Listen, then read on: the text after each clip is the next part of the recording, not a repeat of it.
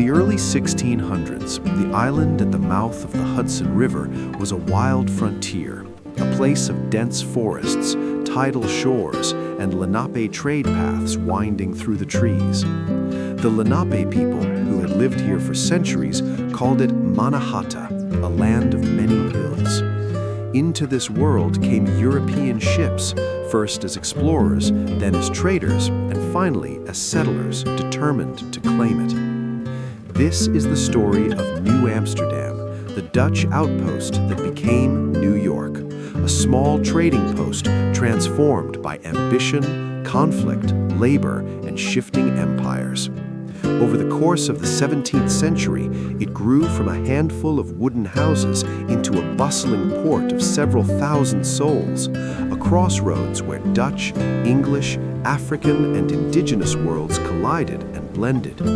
Using historical records, maps, archaeological finds, and contemporary accounts, let us walk through this pivotal century and see how a modest settlement laid the foundations for one of the world's great cities. The arrival and first foothold, 1609 to 1624.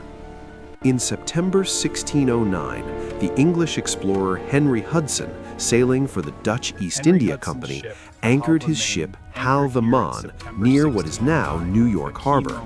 His crew stepped ashore onto wooded tidal flats alive with Lenape communities. They traded beads, knives, and cloth for furs and food, a quiet encounter that sparked interest back in Amsterdam. Hudson did not found a colony, but his voyage mapped the river that bears his name and opened the fur trade.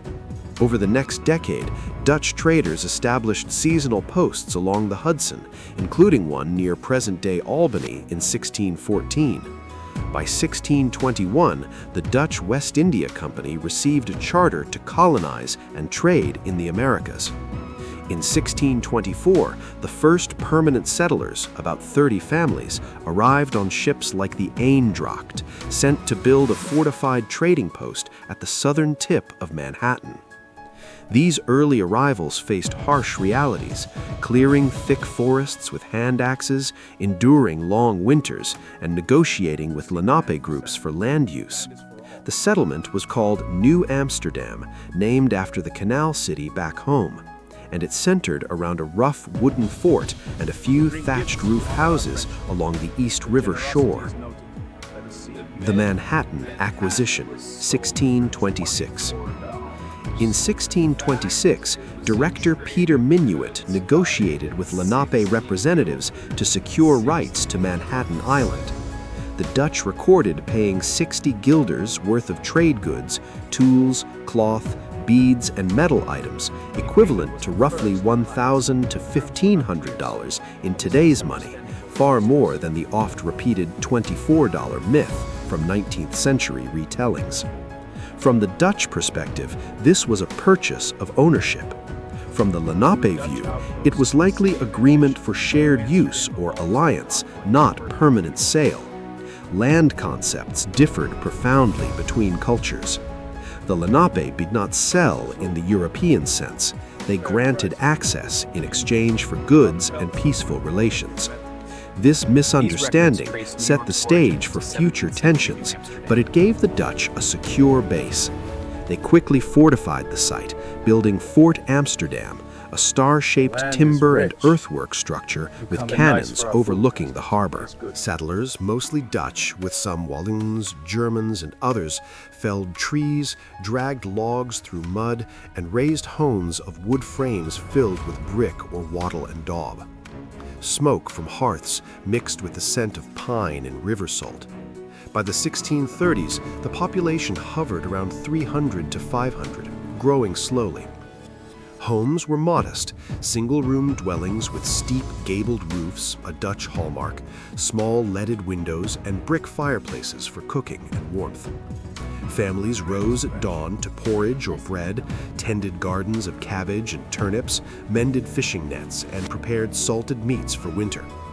Children fetched water, ground grain, or helped with chores. Evenings brought stories by candlelight, prayers, and planning for tomorrow. The colony's economy relied on fur trade with indigenous nations, shipping beaver pelts back to Europe. Warehouses lined the waterfront, and a small dock handled ships from Amsterdam and Curaçao. Slavery's early roots. From the beginning, forced labor shaped New Amsterdam. The first enslaved Africans, about 11 men, arrived in 1626, captured from a Portuguese ship by Dutch privateers and purchased by the West India Company. By the 1630s, dozens more followed, many from West Central Africa, Angola, Congo regions. Company-owned slaves built the fort, dug canals, cleared land, and worked farms. They lived in separate quarters outside the main settlement and labored under overseers, sometimes in chain gangs. Enslaved people also performed skilled work, blacksmithing, carpentry, and dock labor. Some gained half freedom in the 1640s, conditional liberty where they farmed plots near Freshwater Pond, Collect Pond, and paid annual tribute but remained tied to the company. By mid-century, enslaved Africans made up a significant portion of the population, perhaps 10 to 20%, and their labor was essential to growth. Individual settlers began owning slaves for households and farms, integrating bondage deeply into daily life. Conflicts and fragile peace, 1640s. Relations with Lenape and other Algonquian groups deteriorated. Director Willem Kieft's aggressive policies sparked Kieft's War, 1640 to 1645, with raids, massacres, including the Pavonia Massacre in 1643, and retaliations, killing hundreds on both sides. The war devastated communities and strained the colony. In 1645, fragile treaties brought uneasy peace, wampum exchanges, concessions, and exhaustion rather than trust.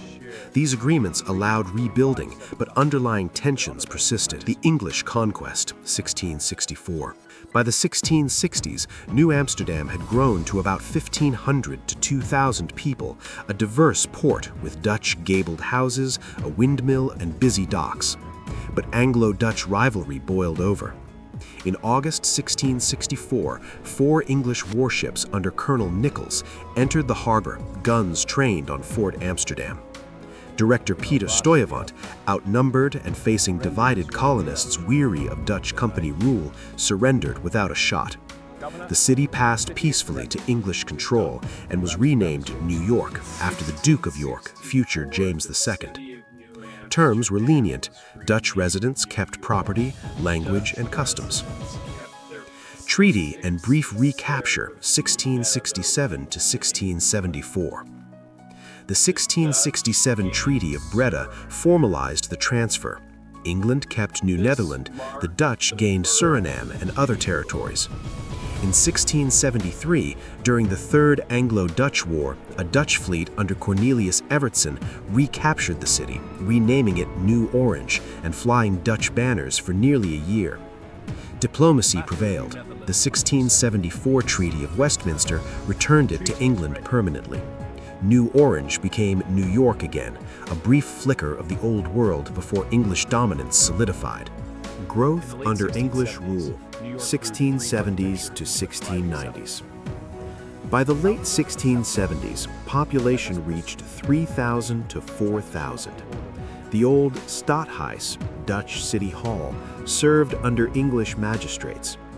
Brick houses rose, blending Dutch steep gables with emerging English sash windows and broader chimneys. The great dock on the East River bustled with Atlantic trade, sugar from the Caribbean, furs from the interior, tobacco from Virginia. The defensive wall along the northern edge, future Water Street, stood with its Watergate entrance for guarded access. Enslaved population grew sharply under English laws, which codified lifelong servitude more rigidly. By 1700, enslaved Africans numbered in the hundreds, working docks, farms, and homes. Daily life in transition. A typical day blended old and new. Merchants haggled in taverns over trade deals. Artisans crafted goods in workshops. Families attended Dutch Reformed church services, the only allowed faith, though English Anglican influences crept in. Streets echoed with Dutch, English, African languages, and indigenous words from traders. The port hummed, ships unloading barrels, sailors shouting, laborers hauling cargo. Pearl Street curved along the old shoreline, lined with wooden shops smelling of tar, spices, and sea wind. The city lived close to the water that sustained it. Unrest and militia, 1689. The Glorious Revolution in England, 1688 to 89, rippled across the Atlantic. News of James II's fall sparked uncertainty. In New York, the train-band militia, merchants, artisans, Dutch, English, and Colonial-born, mustered on the commons. Jacob Leisler, a German-born merchant, led a brief rebellion against royal appointees, declaring for Protestant rule. The uprising fizzled by year's end.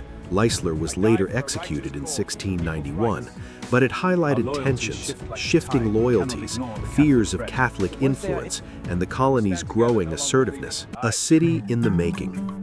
By century's end, New York stood at about 5,000 people, a cosmopolitan port blending Dutch architecture, English law, African labor, and indigenous trade legacies.